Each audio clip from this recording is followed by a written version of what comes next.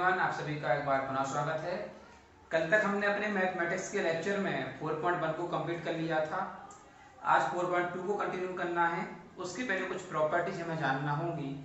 बिना प्रॉपर्टीज के हम 4.2 सॉल्व नहीं कर सकते। तो यहाँ पर मैंने कुछ बेसिक सी प्रॉपर्टी लिखी है जो 4.2 में आपके लिए हेल्पफुल होंगी। आइए उन प्रॉपर्टीज को सीखते हैं। सपोज कीजिए मैंने एक मैट्रिक्स ली है जो 3x3 की मैट्रिक्स है और इस 3x3 की मैट्रिक्स में इसके एलिमेंट 3 4 6 5 7 8 और 1 2 3 हैं। और दोस्तों जब इसको हम सॉल्व करते हैं, मैंने सॉल्व करके दिखाया हुआ है, तो हमारा यहाँ से आंसर आता है 5। ध्यान दीजिएगा, यहाँ से हमारा आंसर आता है 5। आप सेल्फ सॉल्व कर सकते हैं। आइए प्रॉपर्टी शुरू करते हैं। यहाँ से सबसे पहली प्रॉपर्टी शुरू करते हैं। पहली प्रॉपर्टी ये है कि किसी भी डिटरमिनेंट का ट्रांसपोज किया जाता है तो वो अपने ट्रांसपोज के बराबर ही रहता है। आप करके देखिए, मान लीजिए हमारा यह डिटरमिनेंट है, उसका हम ट्रांसपोज करते हैं, ये देखिए किया, तो यहाँ से भी आपका आंसर 5 आएगा। आप इस तरीके से इसको सॉल्व करेंगे। तब मैंने रिटन में सॉल्व नहीं किया है टाइम बचाने के लिए, आप सेव करके देखना। तो किसी भी डिटरमिनेंट का ट्रांसपोज अपने डिटरमिनेंट के बराबर ही आता है, आप चेक कर सकते हैं। तो पहली प्रॉपर्टी यही रहेगी कि किसी भी डिटरमिनेंट का ट्रांसपोज डिटरमिनेंट के बराबर ही होगा, आप सेव कर सकते हैं। और दूसरी प्रॉपर्टी मैंने ऐसी एग्जांपल को लिया है, यदि किसी 3x3 या 2x2 के डिटरमिनेंट में उसका एक पूरा का पूरा रो या फिर पूरा का पूरा कॉलम के सारे एलिमेंट जीरो हो जाएं, सारे एलिमेंट क्या हो जाएं दोस्तों, जीरो हो जाएं, तो उसका आंसर ऑलवेज जीरो आता है। आप इसको सेव कर इस प्रकार से प्रैक्टिस करके देखेंगे तो आपका आंसर जीरो आएगा। प्रैक्टिस जरूर कीजिएगा। तीसरा प्रॉपर्टी इसी एग्जांपल को लेके बताई है, यदि किसी डिटरमिनेंट में कोई रो या कोई कॉलम सेम हो जाए, यानी आइडेंटिकल हो जाए, जैसे 3 4 6 था, इसको मैंने सेम कर दिया, यानी दो आपकी सेम मिल जाए तब भी उसका आंसर जीरो आता है, चाहे वो रो सेम मिल जाए या फिर चाहे वो कॉलम सेम मिल जाए, आंसर आपका जीरो आएगा। आप कहेंगे कैसे आएगा, आप इस तरीके से दोनों को सॉल्व कीजिए, आपका आंसर जीरो मिल जाएगा। चौथी प्रॉपर्टी ये है कि यदि किसी रो या कॉलम का कोई भी मल्टीपल हो या टाइम्स हो, कुछ जैसे 3 4 6 का देखिए मल्टीपल या टाइम्स बताऊं तो 3 का मल्टीपल 9, यहाँ पर 4 का मल्टीपल 12 या कुछ टाइम्स और 6 का 18, इस प्रकार से टाइम्स मिले, रो में मिले या फिर कॉलम में मिले, तब भी दोस्तों आपका आंसर ऑलवेज जीरो आएगा। कैसे आएगा, आप इसको भी इस तरीके से सेव करें, आपका आंसर आपको जीरो मिल जाएगा। तो प्रॉपर्टी नंबर 4 हमारी ए हो जाएगी। प्रॉपर्टी नंबर 5 यहाँ पर देखिए, हम किसी भी डिटरमिनेंट को ब्रेक कर सकते हैं। जैसे कि मैंने यहाँ पर इस कॉलम 2 को ब्रेक करके आपको बताया है।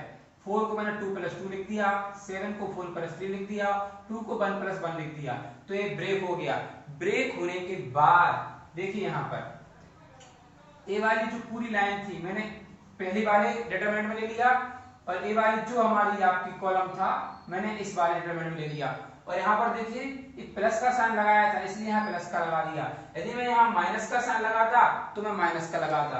अब इससे क्या होगा, ब्रेक करने के बाद यदि हम किसी डिटरमिनेंट को दो भागों में ब्रेक करते हैं तब भी उसके आंसर पर कोई फर्क नहीं पड़ता है, चाहे आप रो में तोड़ लो चाहे कॉलम में तोड़ लो, आंसर सेम आता है। यानी कि हमारा यहाँ से जो आंसर 5 आया था इसका डिटरमिनेंट निकालने पर, आप इन दोनों का भी सॉल्व करके डिटरमिनेंट निकालेंगे, आपका आंसर 5 ही आएगा। तो ये हो गई हमारी प्रॉपर्टी नंबर 5। आइए प्रॉपर्टी नंबर 6 बताता हूं। यहाँ देखिए, यदि किसी भी डिटरमिनेंट में हमें गुणा करना हो रो या कॉलम में, मैट्रिक्स में जब हम गुणा करते थे तो सारे एलिमेंट में करते थे, कॉमन लेते थे तो सारे एलिमेंट से लेते थे, लेकिन इसमें ऐसा नहीं है।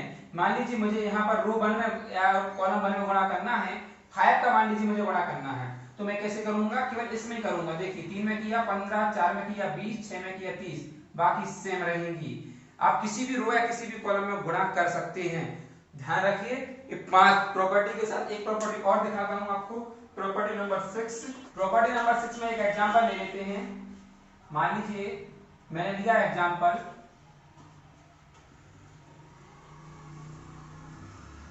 जैसा कि हमने 3.4 में एलिमेंट्री ट्रांसफॉर्मेशन में पढ़ा था, वो ही ट्रिक यहाँ पर लगेगी। बस यहाँ पर रो या कॉलम आप कुछ भी लगा सकते हैं। मान लीजिए आपने लगाया कि मुझे रो 1 को चेंज करना है और रो 1 में रो 2 जोड़ना है, तो आप इजीली जोड़ सकते हैं। कैसे जोड़ेंगे, देखिए रो 1 को चेंज करना है, रो 2 को तो नहीं करना है। तो रो 1 में रो 2 आप जोड़ सकते हैं, 5 में 2 जोड़े 7, 6 में 4 जोड़े 10। इस प्रकार के भी आप ऑपरेशन इसमें लगा सकते हैं। और साथ में यहाँ 2 नहीं 3 नहीं 4 जितने आप चाहें उतने ऑपरेशन यहाँ पर फिट कर सकते हैं, मल्टीप्लिकेशन कर सकते हैं और सब्सट्रैक्शन भी कर सकते हैं। तो ये 5-6 प्रॉपर्टी आपको दिमाग में रखना होगी, तब जाकर आप 4.2 को सॉल्व कर सकते हैं। तो आइए शुरू करते हैं 4.2 के क्वेश्चन।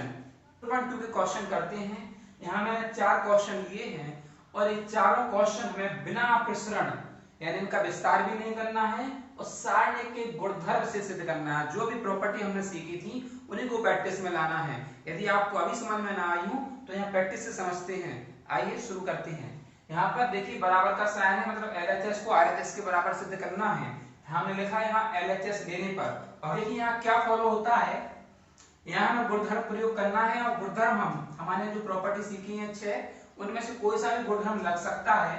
तो यहाँ पर ध्यान से देखें तो देखिए यहाँ पर C1 में मुझे x और यहाँ C3 में भी x दिख रहा है, यहाँ पर y, तो यहाँ पर भी y दिख रहा है और यहाँ पर z और यहाँ पर भी z दिख रहा है। तो क्यों ना हम गुणधर्म ये लगा दें कि जो कॉलम हमारा C3 है उसमें यदि हम C1 घटा दें तो देखिए कुछ हो सकता है। एक एग्जांपल यहाँ समझ लेते हैं कि मान लीजिए C3 का मैंने लिया x + a और यहाँ माइनस लिखा और यहाँ से लिख लिया मैंने C1, तो लिख लेते हैं कि यहाँ x से x कट जाएगा और x से x कट जाएगा तो हमारा a आ जाएगा। यानी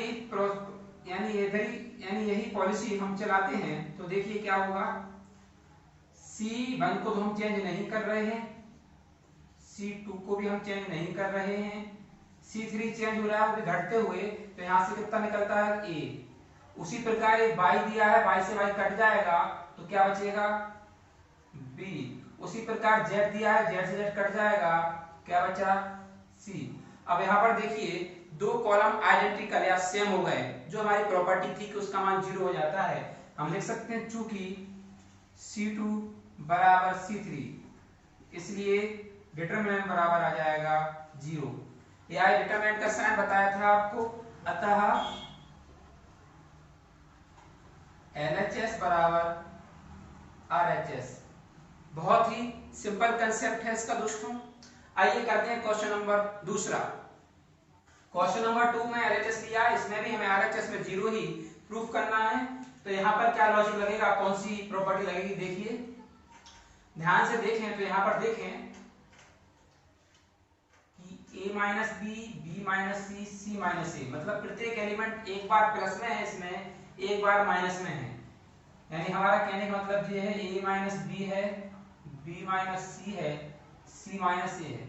यदि मैं यहाँ प्लस प्लस का साइन लगा दूं तो ध्यान दीजिए कि इस स्टेटमेंट में यदि आप मैं प्लस माइनस का साइन लगा दूं तो देखिए माइनस b से b कट जाएगा, प्लस के a से माइनस a कट जाएगा और माइनस c से प्लस c कट जाएगा। अगर ऐसा हुआ तो ये 0 बन जाएगा और सेम प्रोसेस यहाँ भी रहेगी और यहाँ भी रहेगी। इसका मतलब है हमारे तीनों 0 हो जाएंगे और जब तीनों एलिमेंट 0 हो जाते हैं रो या कॉलम में, हमारा आंसर ऑलवेज 0 आता है। आइए यही हम करते हैं और यहाँ अपना गुणधर्म का प्रयोग करते हैं। हम किसी को भी चेंज कर सकते हैं। मान लीजिए मैंने C1 को लिखा तो C1 को चेंज कर रहा हूं तो लिखता हूं C1 में जोड़ देता हूं मैं। C1 में C1 को जोड़ा, C2 को जोड़ा और C3 को जोड़ा। अब देखिए जोड़ते हुए दिखाएं। C1 कौन सा है हमारा, A है, C1 को चेंज होना है A minus b plus b minus c plus c minus ए।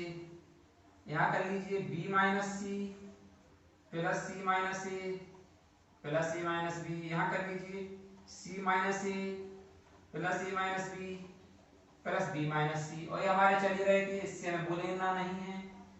ये हमारे चल रहे थे, इनसे हमें बोलना नहीं है। c माइनस ए माइनस बी माइनस सी। अब आप ध्यान से देखिए, अभी हमने काटते हुए दिखाए थे कि यहाँ कट रहे हैं, यानी कितना बन जाएगा ये अपने आप में सब 0 0 0। और ये हमारे चल रहे थे b माइनस सी माइनस ए माइनस बी, सी माइनस ए माइनस बी बी माइनस सी। यहाँ पर देखिए ए से ए कट गया था, सी से सी कट गया था, बी से बी कट गया था, ये आपस में हमारे सारे ही कट गए थे, इसलिए क्या आ गया था 0। यहाँ लिख सकते हैं चूंकि C1 के सभी अवयव शून्य हैं, चूंकि C1 के सभी अवयव शून्य हैं इसलिए डिटर्मिनेंट बराबर 0, अतः LHS बराबर RHS। इस तरीके से हम इसको सॉल्व कर सकते हैं।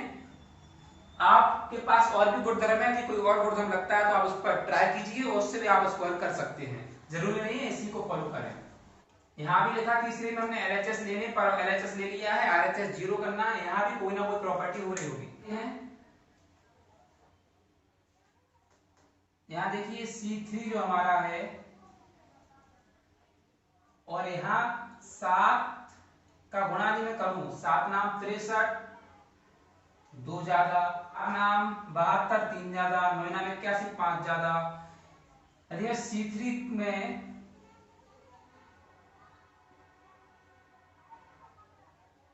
यदि मैं C3 को चेंज करूं तो क्या ऐसा हो सकता है कि C3 माइनस 9 C2। देखिए ऐसा करने से क्या होगा, C3 हमारा चेंज होना है और बाकी सब सेम रहेंगे, तो 2 3 5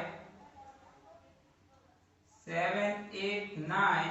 अब यहाँ देखिए C3 कितना है 65, और 65 में से घटाना है 9 7 63, तो आ जाएंगे 2, 8 9 72, 72 घटाना है हमें तो कितना आ जाएगा, 75 में से 3, और 86 में से 9 9 81 घटाना कितना आ जाएगा 5।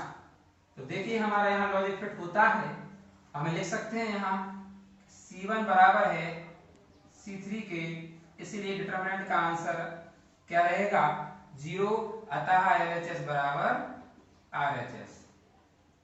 बहुत सिंपल है, आपके लिए कोई और ट्रिक समझ में आती है तो आप उसका प्रयोग कर सकते हैं। आइए देखते हैं क्वेश्चन नंबर चौथा। LHS लेने पर मैंने लिख लिया है,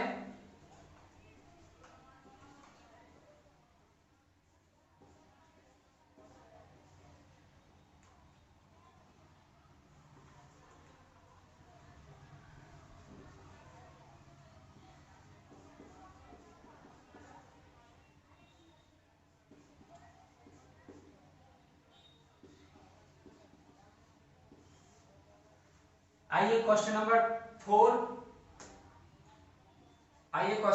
LHS हमने ले लिया है। अब देखिए इसको भी हमें 0 ही प्रूव करना है। कैसे करें, सबसे पहले तो यहाँ इसका गुणा कर लेते हैं, गुणा करेंगे इनका, ए का बी में तो AB plus AC, BC plus AB, ये का में करेंगे तो AC और प्लस BC। तो यहां से देखिए, तो यहां से देखिए इसमें AC है, AB है, BC है। यहाँ देखिए इसको AC बोल सकते हैं, AC है, AB है, BC है, AC है, AB BC है। क्यों ना दोनों को जोड़ दिया जाए, यानी कि यहाँ पर हम लिख सकते हैं कॉलम 2 में जोड़ दीजिए कॉलम 1, कॉलम 2 में जोड़ दीजिए कॉलम 2 प्लस कॉलम 3। तो देखिए क्या हो जाएगा, हम चेंज कर रहे हैं कॉलम 2 को, 1 1 1 यहां जोड़ा तो AB plus BC plus CA, और यहां भी हो जाएगा AB plus BC plus CA। Same चल रहा है दोस्तों, देख लेना, यहां भी हो जाएगा AB plus BC plus CA, और ये चल रहा था AB प्लस BC, ये चल रहा था BC प्लस AB, और ये था AC प्लस BC। अब यहाँ देखिए आपको बताया था कि हम डिटरमिनेंट में किसी भी रो या किसी भी कॉलम से कॉमन ले सकते हैं, तो यहाँ लिख सकते हैं कॉलम 2 से AB plus BC plus CA common लेने पर,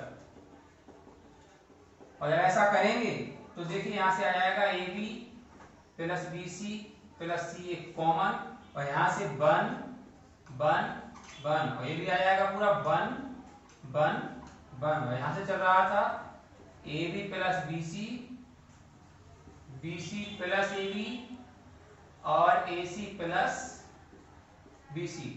तो यहाँ पर देखिए आइडेंटिटी का यह सेम हो जाए तब आंसर 0 हो जाता है। तो लिख सकते हैं कि चूंकि कॉलम 1 बराबर कॉलम 2 और जब C1 C2 है तो आप सभी को मालूम है हमारा पूरा आंसर क्या हो जाएगा 0। तो बराबर 0, डिटरमिनेंट का आंसर आ जाएगा 0। अतः हम क्या लिख सकते हैं दोस्तों, LHS बराबर RHS। इसमें और भी कोई भी ट्रिक लग रही हो तो आप यूज कर सकते हैं। आपके पास प्रॉपर्टियां हैं, गुणधर्म हैं, उनका प्रयोग करके आप सॉल्व करें। 4.2 का अगले सवाल देखने के लिए इस वीडियो को लाइक करें, शेयर करें, सब्सक्राइब करें, कमेंट करें ताकि और भी सवाल आपको बताते रहें। Thank you very much.